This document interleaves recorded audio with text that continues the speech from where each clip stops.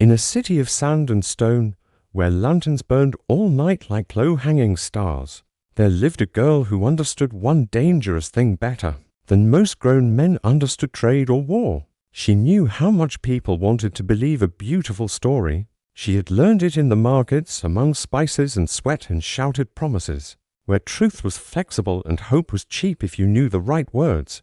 The girl was not noble, not holy, not chosen by any sign in the sky. She was just quick-eyed, thin as a shadow, and tired of watching fate pass her by. Every day, she moved through the market like a small storm, noticing everything. The way the old baker checked the sky before raising his prices, the way the young guard smiled too wide at the cloth seller's daughter, the way people relaxed when someone told them that everything would be okay, even when the city fountains were drying up and the wind brought dust instead of rain. Above the city, on a hill carved like the back of a sleeping beast, towered the palace. Its white walls flashed in the sun and glowed under moonlight, and from the market the girl would stare at it as if it were a second moon. Inside, people whispered lived a king who owned a mirror that never lied. They said that under the right light, at the right hour, the mirror could show a person's true face, and beyond it, the path of their fate. Some called it magic. Others said it was just polished glass and fear. The kingdom was in one of those times everyone later calls the edge. The rivers were shrinking, caravans returned thinner, and the air itself felt like it was holding its breath. At night, people talked about storms that never came, and a future that might crack like dry earth.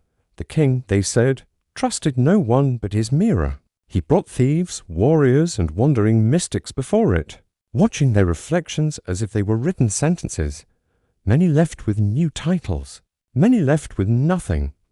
Some did not leave at all. One morning, when the wind carried more dust than scent, a crier rode through the market on a tall, sweating horse. He shouted that the king was searching for a dream reader, someone who could read the symbols of fate, the currents of time, and the patterns in his fears. The old seer had died, and the king wanted someone new to stand near the mirror and tell him what the fractures in the future meant. The crier promised gold, safety, and a room above the city lights. The crowd laughed, shook their heads, and went back to haggling for food. The girl did not laugh. She stood very still, one hand on a broken clay jar, and listened as if the words were meant only for her. A dream reader, she thought, a person who could turn guesses into guidance, a person who could look at fear and give it a story that made sense. That was not sacred. That was just skill, observation, and a little bit of nerve. She already did that in the market in a cheaper way. Here, finally, was the same game with higher stakes. That night, she pushed through the crowd at the palace gate with others who claimed to see hidden things. There were tired old mystics, a smooth-talking merchant who suddenly believed in omens, and a boy who insisted the wind spoke only to him. The girl had no holy objects, no beads, no scrolls, just her eyes, her memory, and a heart beating fast enough to make her feel half alive and half already doomed. When the guards looked her up and down, she met their gaze calmly and let them see nothing but quiet focus, as if she had been doing this all her life. Inside the palace, the floors were so polished they held reflections like shallow water. The girl watched each candidate tested by scribes and officials wearing stiff expressions. A sealed box was placed on a low table. The question was simple: describe what lay inside. One mystic spoke of stars, another of bones and smoke. The boy spoke of feathers. The merchant offered too many words, his voice trembling. The girl listened, looked at the box, at the ink stains on the scribe's fingers, at the dust on the guard's boots, at the faint circle worn in the box's lid from being opened and closed too often. When her turn came, she did not claim to see visions. She did not call on any spirit. She simply described something plain, something small, something a scribe might use every day and tuck away without thinking. The room went very quiet. When the box opened and revealed exactly what she had named, it was not magic. It was observation, deduction, and a bold guess. Still, it worked. That was the thing about people. Once they saw one impossible thing, they were ready to believe another. She passed more tests. She read the tiredness in the shoulders of an aging warrior, and spoke of battles that haunted his sleep. She watched the way a nervous official gripped his robe, and spoke softly of his fear of being forgotten. She learned quickly. That fate sounded more convincing when it named the feelings someone was already trying to hide. That was the secret. Not stars, not cards, just hearts. When the king finally called for her, she was led to a tall chamber lined with hanging lamps and silver bowls of water. At the far end, on a stand of dark wood, stood the fabled mirror. It was taller than a man, and framed in metal etched with patterns that looked like frozen waves. In the daylight, it showed only what any mirror would show: a girl in worn clothes, a king in heavy robes, and a room full of people holding their breath. The king studied the girl like she was another puzzle to solve. His eyes were sharp, but there was a weight in them, like a man who had spent too long staring at hard choices. He asked her questions about the city, about the river, about the strange machines the palace engineers had begun to place on rooftops, devices of gears and glass that tracked the movement of stars and measured invisible currents in the air. The kingdom was not only ancient, it was reaching forward, trying to grab hold of the future with both hands. The girl answered carefully, mixing honesty with strategically placed fog. She admitted that the people were scared. She admitted that drought made tempers short. But she also painted the city as a place on the verge of something new, not just collapse. The king listened, looking at her reflection, not her face. After a long while, he told the chamber that the mirror did not darken at her presence, did not crack, did not flare with any omen. He pronounced that the girl would serve as his new dream reader. Her first real test came sooner than she expected. Rumors had been rising like heat from the southern quarter. Merchants whispered of men gathering in secret, angry at taxes and thirsty wells. The king turned to the girl and asked what the mirror showed for this restless corner of his kingdom. The girl felt the room tilt. If she recommended force and it was too harsh, the city might burn. If she recommended mercy and the men were already sharpening their blades, the palace might fall. She stood before the mirror in the quiet of night, the oil lamps flickering against the glass. Her reflection looked older already, a little thinner, a little more haunted. The mirror did nothing mystical. It just waited, reflecting her fear right back at her. The girl realized that there was no perfect answer hiding in the silver. The king did not want truth carved in stone. He wanted a story he could live with. So she told herself a story first. She thought of men in the south who might still love their city more than they hated their king. She thought of tired mothers who just wanted bread, not war. She imagined that mercy might soften what anger remained. And then she did it. She took that story, which might as well have been a coin flipped in the dark, and dressed it in the language of fate. With calm words and steady breathing, she told the king that if he answered anger with mercy, the fire would die before it reached the palace gates, stopped by pure, reckless luck. The future leaned her way. Envoys went to the southern quarter with promises instead of blades. The men there, more exhausted than they were brave, stepped back from the edge. For a time, the city sighed in relief. The girl's name, or rather her title, began to move through corridors and courtyards. People said the dream reader had saved them. They said the mirror had chosen well. The girl knew it had mostly been guesswork, but she let the praise settle on her shoulders anyway. She told herself she would do better next time. That next time it would be wisdom, not luck. From then on, the king leaned on her more often. He asked about trade routes, about new sky machines that could pull water from the air, about alliances with far-off lands where towers flashed with something like captured lightning. Every time the girl went to the mirror, every time she watched her own face and listened to the quiet roar of her own fear. She used patterns, logic, and her sharp sense of people to craft predictions that sounded like prophecies. Sometimes she was right, sometimes she was almost right, sometimes she was badly wrong, but the damage was slow and easy to blame on other things. Little by little, she began to notice something strange in the mirror. At first she thought it was in her mind, under the pale wash of moonlight. The reflection of her eyes seemed slightly darker, as if her shadow sat just behind them. Later, she thought she saw thin, hairline cracks in the glass, curving away from where her heart would be if the reflection were real. No one else mentioned them when she tried to point them out to a passing servant. The cracks were gone. Still, she felt them, like the ghost of pain in a healed wound. One stormless night, when the heat pressed low and people lay awake listening to their own thoughts, the king came to her with a new fear. He spoke of a vision that had come uninvited, not from the mirror, but from his own restless sleep. In it, the city burned from the inside out, all was filled with smoke, and the sky turned the color of old blood. He asked the girl if the fire in his dream would come from the desert beyond the walls or from the people within them. The girl felt something inside her twist. She knew the king's fear by now. He feared betrayal more than invasion. He feared the people closest to him, because those were the ones who held his secrets and counted his weaknesses. If she told him the dream meant danger from outside, he might strengthen the walls and starve the poor. If she told him it meant danger from inside, he might turn on his own counsel. Either way, someone was going to pay for a fire that had not even started, standing before the mirror. The girl hesitated longer than she ever had.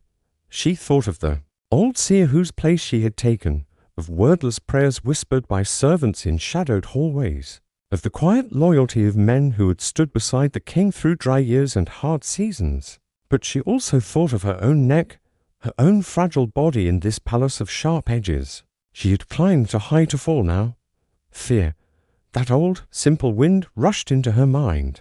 So she chose the lie that seemed safest for herself in careful, measured phrases. She shaped the king's nightmare into a warning about treachery among his counselors. She leaned on his own suspicion, feeding it just enough to make her story feel true.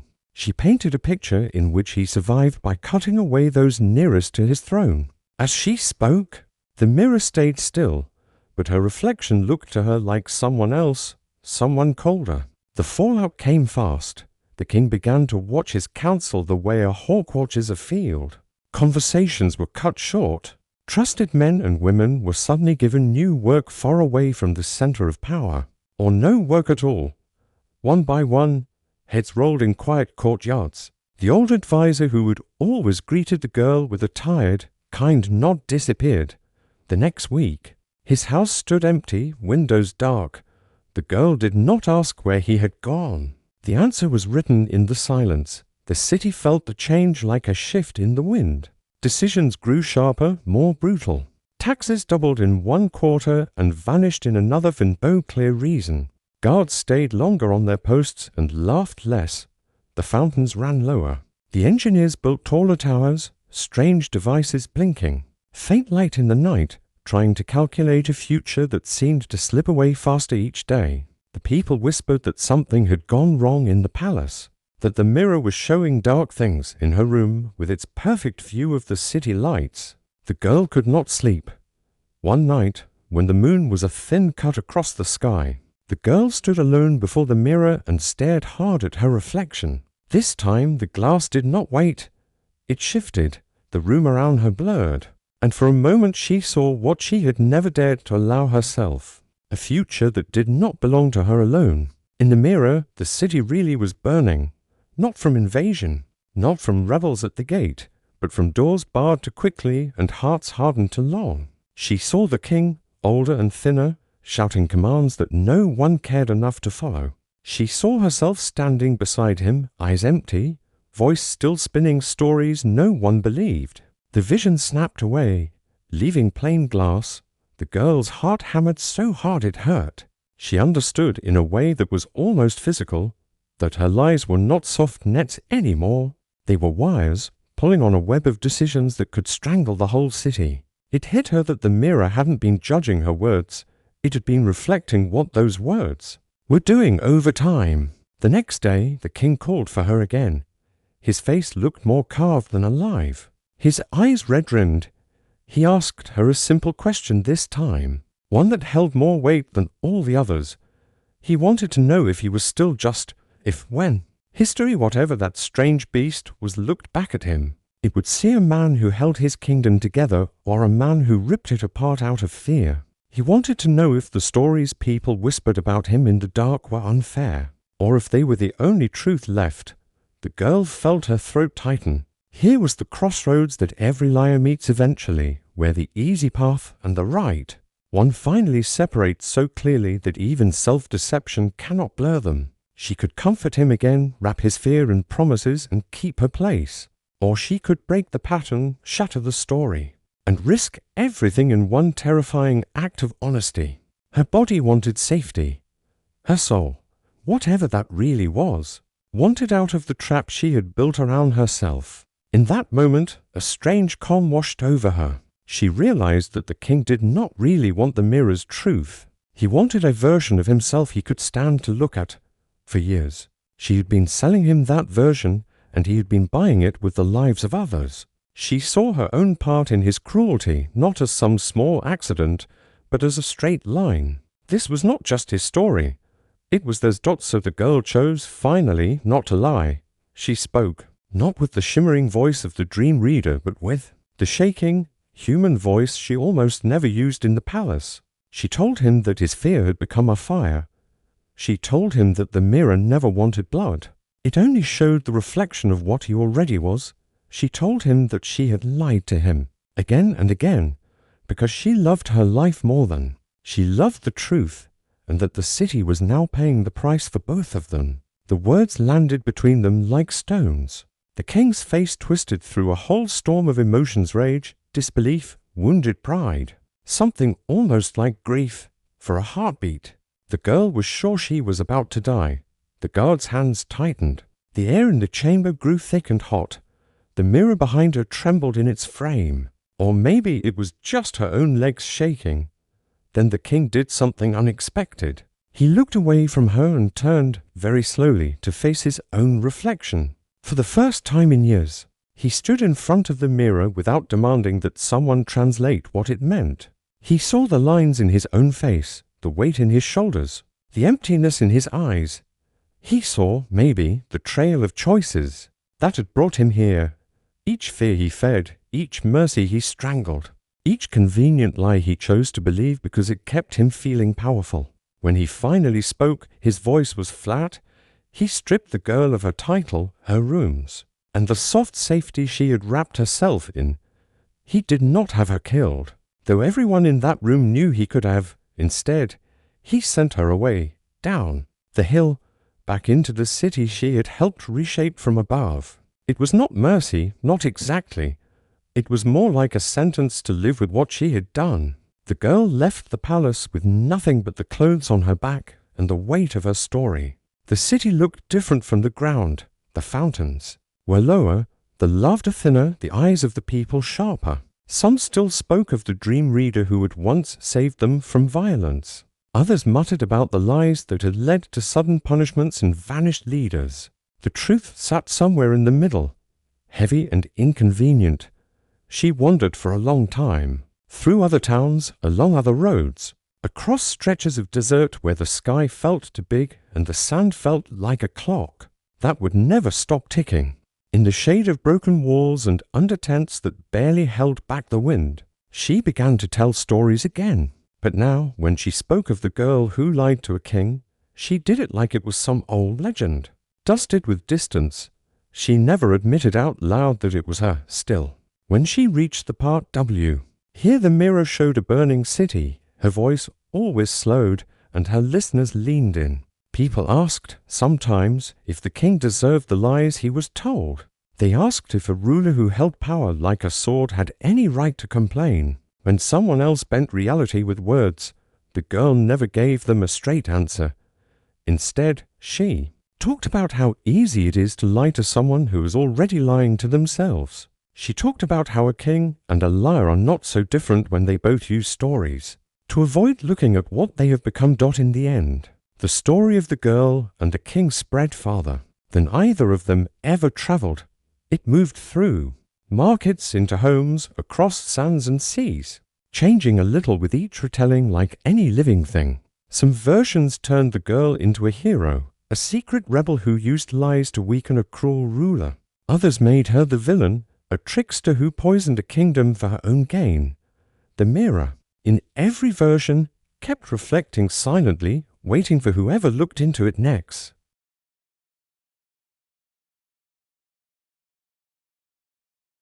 The truth sat quietly beneath all those layers, the way water hides under sand if you dig long enough. It was not a simple truth, not the kind that fits on the end of a proverb.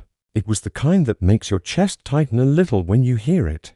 The truth was that every person in that story had power, and every one of them used it to avoid facing themselves. A king used fear, a girl used lies, a city used silence, and somewhere out there in every listener the mirror still exists, not as glass and metal in a palace hall, but as that uncomfortable, bright moment when you see yourself clearly for a second. The moment when you realize you have been telling yourself a story to justify something you already knew was wrong. In those moments, each person becomes both the king and the girl, standing in front of their own reflection, deciding whether the next words they speak will be a lie that keeps them safe or a truth that might finally set something right. The desert at night does not judge. It holds its silence like a secret and lets the wind erase footprints at its own slow pace.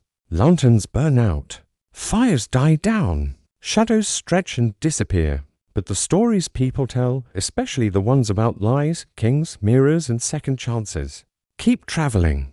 They slip into dreams, into plans, into tiny, ordinary choices. So, when the last listener of the night lies down under a dark ceiling or an open sky, the story of the girl who lied to a king stays behind in their mind like a faint echo. It asks one simple, uncomfortable question. In your own life, are you the one telling the lie, the one believing it, or the one quietly watching, hoping someone else will be brave enough to break it? The answer never comes in a flash of magic. It comes in small decisions, in whispered confessions, in the way a person chooses to face their own reflection when no one is watching. And that, in the end, is the quiet moral the story leaves sitting in the sand. Lies can change a king, a city, even a future, but the deepest betrayal is always the one we sell to ourselves. Truth may not save us from pain, or from loss, or from consequence, but it is the only thing that lets us stand before our own hidden mirror without flinching, the only thing that lets us walk forward, step by step, into whatever comes next without feeling like we are still running from who we really are.